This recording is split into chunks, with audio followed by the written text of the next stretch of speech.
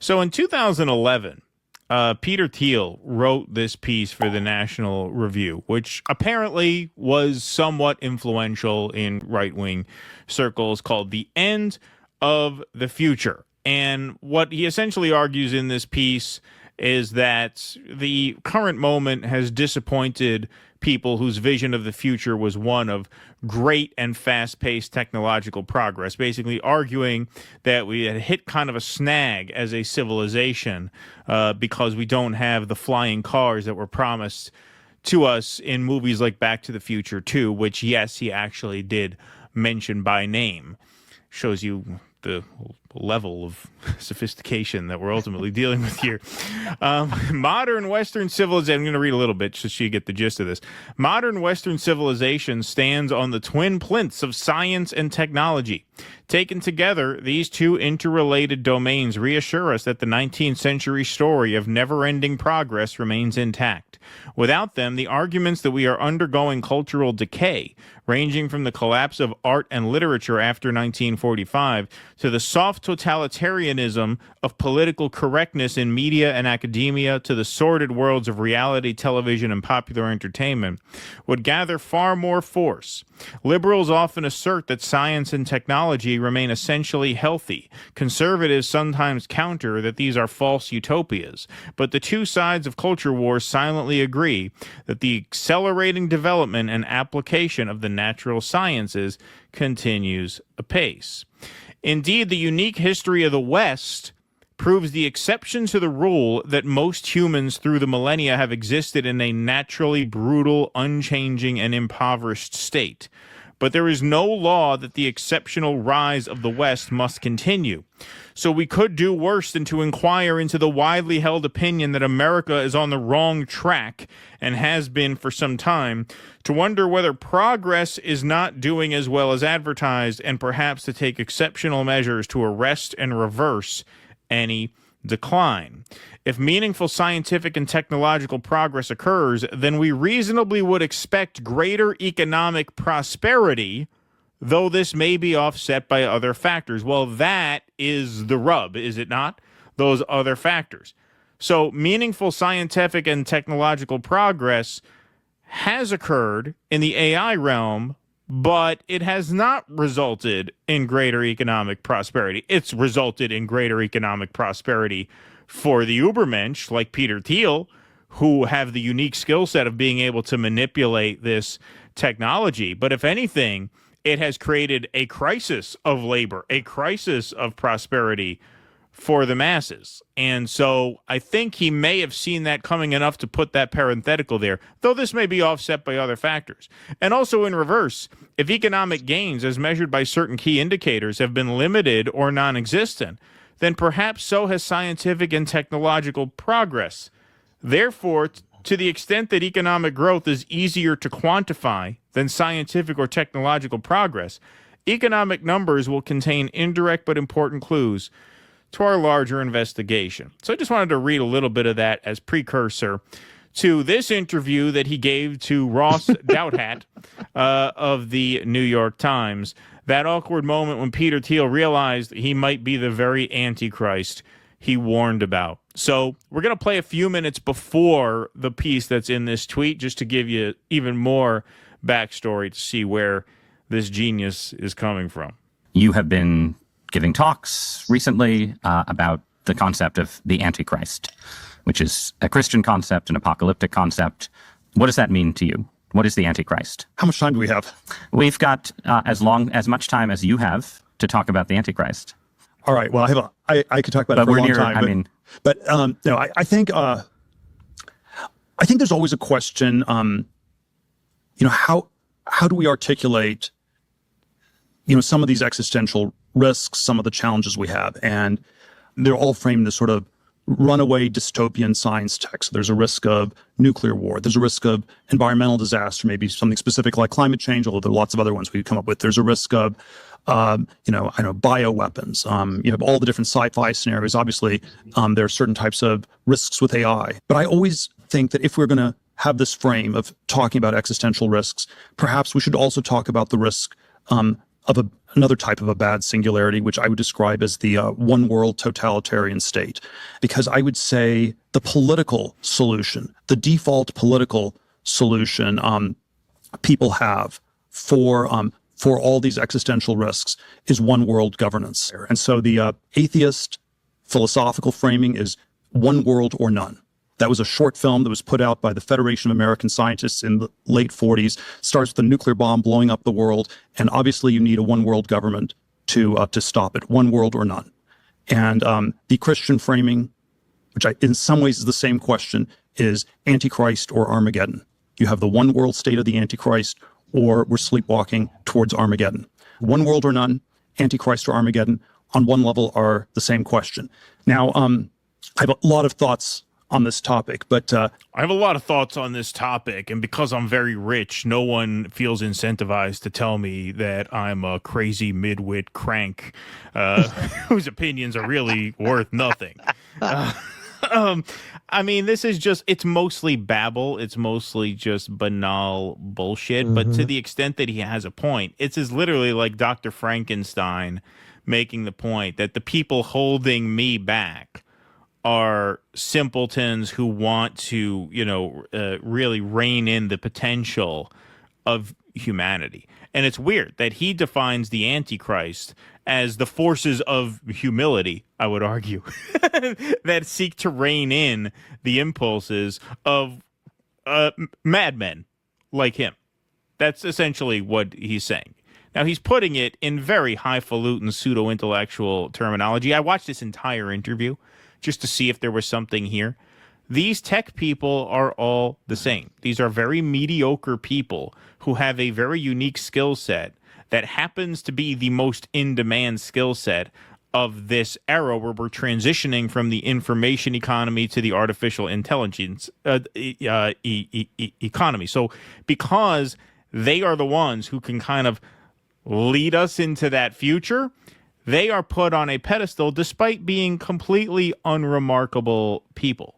Like, is this, I don't know, am I missing something? Or is this basically a bunch of bullshit? I was editing this video today. My wife Amanda sits down. She overhears it. She says, "What crack are you editing now?" She says, "What is this?" she says, "What crack are you editing?" It's funny because I called him a crank and she called it crack. And that's exactly the way I felt. Anything before we go on, or do you want to hear more? Is the jury still out? Go on. All right. But sort of one question is, and this was a plot hole in all these Antichrist books people wrote, how does the Antichrist take over the world? It's he gives these demonic, hypnotic speeches, and people just fall for it. And so it's this plot hole.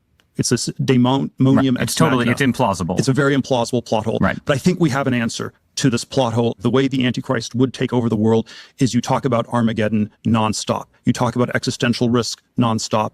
And this is what you need to regulate. It's the opposite of the picture of Baconian science from the 17th, 18th century, where, the Antichrist is like some evil tech genius, evil scientist who invents this machine to take over. It's an inverse of most people think of the Antichrist as like guys like me.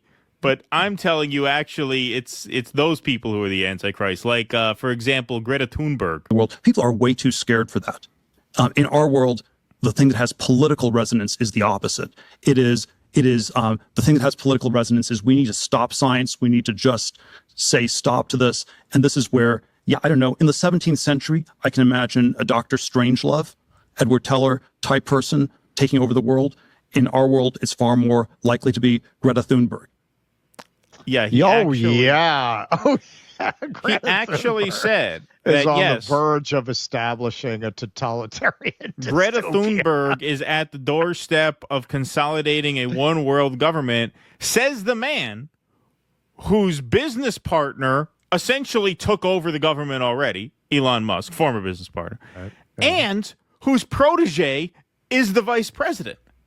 Yeah. You're gonna it's Greta Thunberg who's taking over the world. That's the more viable political orientation. Greta Thunberg out getting shot at on a boat by the IDF in the Mediterranean Sea. Yeah, no, she's gonna usher in a dystopian one world government. She's the Antichrist, not me.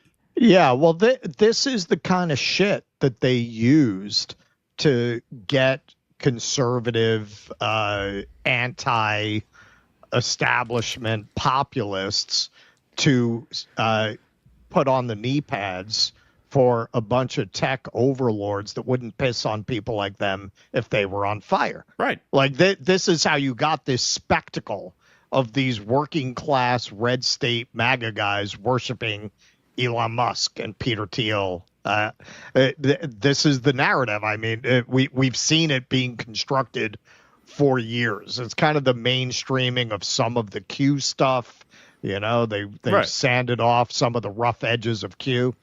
And yeah, because the cultural signaling of a certain type of New World Order project is very repugnant to that group. They figured out how to signal to them culturally while constructing something that is much more plausibly a one world system Exactly. from which there is no escape. Like the Thunbergs, these people, they never really had the means to do something like that, whatever desire they might have.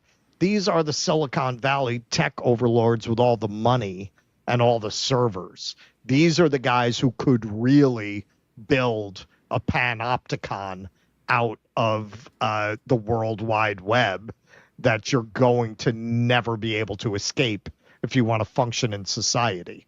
Exactly. Like Thunberg at worst, and like we said, from this day forth in this house, Greta Thunberg is a hero. We put respect on her name. But at worst, she has functioned in the past as, if you make all the worst assumptions about her, kind of a useful idiot for a certain clique of very powerful people who want to use climate change as a way to virtue signal Right. and manufacture consent behind their own vision of a world order.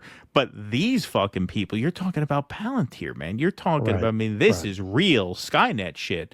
This is beyond the Thunberg and the WEF. This is worse. This is more severe than that. And so now Douhat sees an opening. He sees an opportunity to go viral, and he takes it. He pushes him back. Well, what if you're the Antichrist that you are talking about staving off? My very specific question for you, right, is that you're an investor in AI. You're deeply invested in Palantir, in military technology, in technologies of surveillance, in technologies of warfare, and so on, right?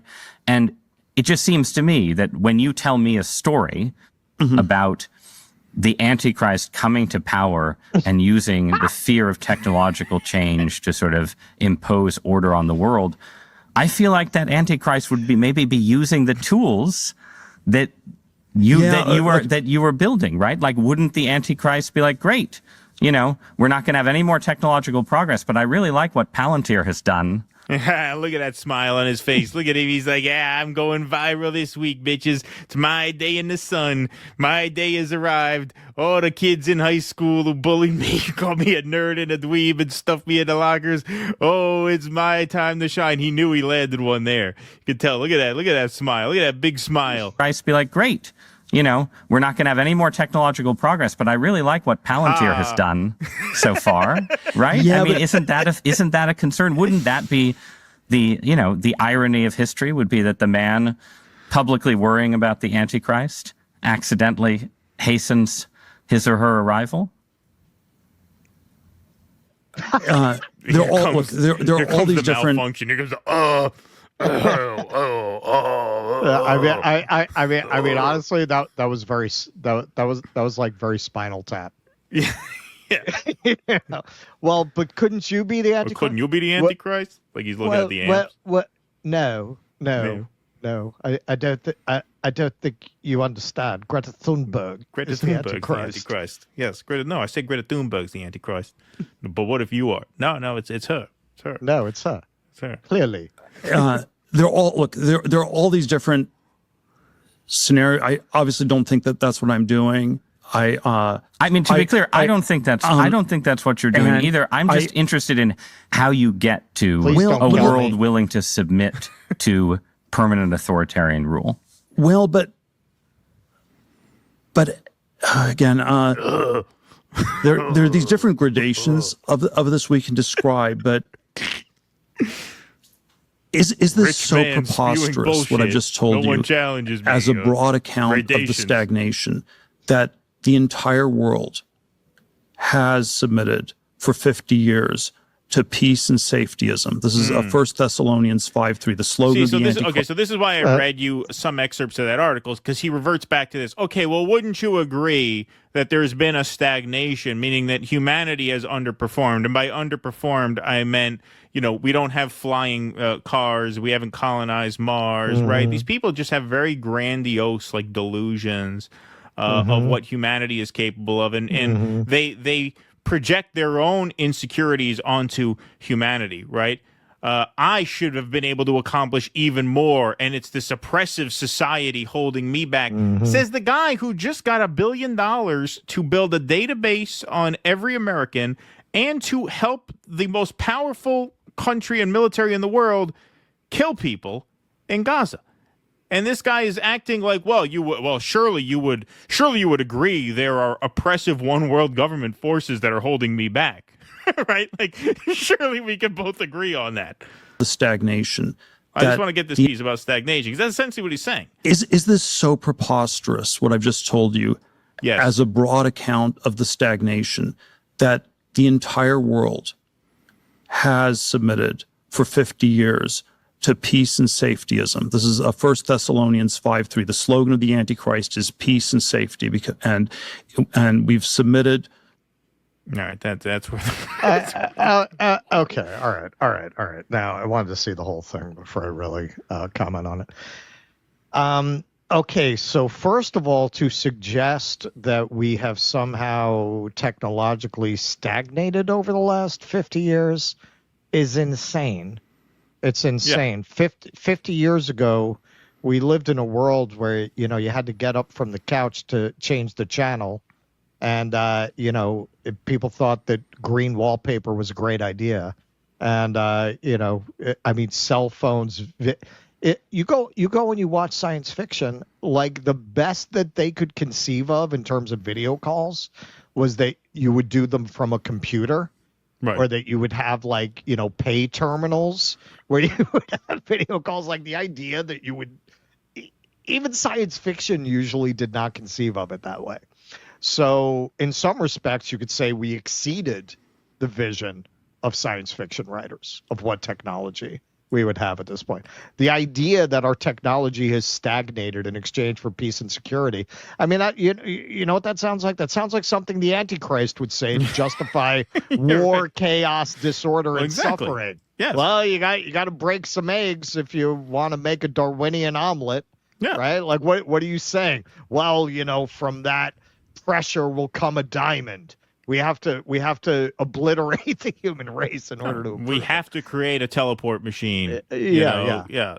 Now, all of this, just boilerplate and Rand stuff. You have to, give completely unrestrained possibilities to the brilliant entrepreneur creator, and from the sweat of his brow will come all of the fruits of civilization, right? He's just making this kind of Ayn Rand thing. And then these guys are all obsessed with the role of Western rationalism and the Age of Enlightenment, seeing themselves as the inheritors of that tradition. So yeah, man, I mean, this is pretty typical of the thinking of that whole set. They are the Randian Ubermensch who should be allowed to build their businesses to the benefit of everybody. Now, what he's not saying, and he doesn't say that in the article, and he elides it, you pointed out that parenthetical, which is where he kind of obliquely indicates this. Hey, man, for most of human history, progress has only benefited people at the top. Right. The idea that economic progress is by definition, in those Ayn Rand terms, it's going to benefit everybody. That's not true. You guys are bringing us back to feudalism. Ancient Rome, 80% of the people were poor, illiterate peasants. Right. That's pretty much how it was until the modern era. You guys are bringing us back to that with a much more advanced technology. And just like back then, If you look at the big, beautiful bill, you pass something like that, we continue on this track, you're going to get back to medievalism, where you have a group of people that are living in this highly technologically advanced world, which the aristocrats would have been for that time, living in a completely different world, architecturally, creatively, in terms of literature, art, food, right? And then everyone else is going to be a poor, ignorant peasant. That's the world you're building. Right, exactly. And to his point about, well, Western civilization, has proven an exception to the rule. Well, maybe not in such a great way. You ever think about that? Maybe not in such a great way. Like, how many Chinese Peter Thiels have sprung about in the last 30 years? How many Chinese Elon Musks have sprung about in the last 30 years? Do they produce megalomaniacs like this who usher in feudalism? No, maybe socialism is the alternative to feudalism, because this utopia that you think you're ushering in is not doable. Maybe but of course, he can't think that way, because these are libertarian ideologues, and that matched with this kind of apocalyptic technology leads you to where you are now, where they got this populist president, and they go into Ross talks about in the interview. Well, isn't the irony here that you kind of really harness the energy of these populists, who are really more part of a revivalist movement than a revolutionary one? Right. You kind of use them to get, where you are. How do you reconcile that? Well, look, the answer is what you were talking about earlier. They made the Greta Thunberg thing, that whole WEF thing, so unpalatable that, as Whitney Webb said, they got people to just volunteer for this. They just got them to volunteer for it. They volunteer for it, and then Trump will privatize it, and that's it. They worship these people. Exactly. Yep. Simple as that. Simple as that. All right. Yeah. Well, when you look at these freaks, when you look at Elon, when you look at Thiel, when you listen to these people talk, when you listen to Zuckerberg, at that point, you have to concede, look, yeah, I have reservations about concentrating too much power in the state. I do. I get it. You can't say that these people don't represent an existential threat to the well-being of humanity. I mean, we've run the capitalist experiment, right? It got us here. Sure. It got us to a world where freaks like this are rummaging through your data and creating the new world order that you were afraid of. Now, say what you want about the communists. They grabbed these guys and they put them in the fields for 20 years. Right. Exactly. So, I mean, come on, man. You can't get behind that. Yeah. Re-education, baby. Just a couple of funny notes here. Toby Rogers says, Peter Thiel is worth over $20 billion and has access to the best chefs and personal trainers in the world, and he looks like an American prisoner of war behind enemy lines in Cambodia. Yes, he does. And this I thought was even better. This puts a finger on it, because I'm like, what is it that looks weird about him? And this is it. Peter Thiel looks like a guy in a zombie movie who's hiding the fact that he got bitten from everyone else. Yeah, he looks like there's an illness struggling to take him over that he's like barely suppressing. Yeah, he just looks like a very he looks like the Antichrist. He really does. He really looks like the Antichrist. Like his Antichrist stuff is struggling to manifest. Exactly. Yes. Please clap.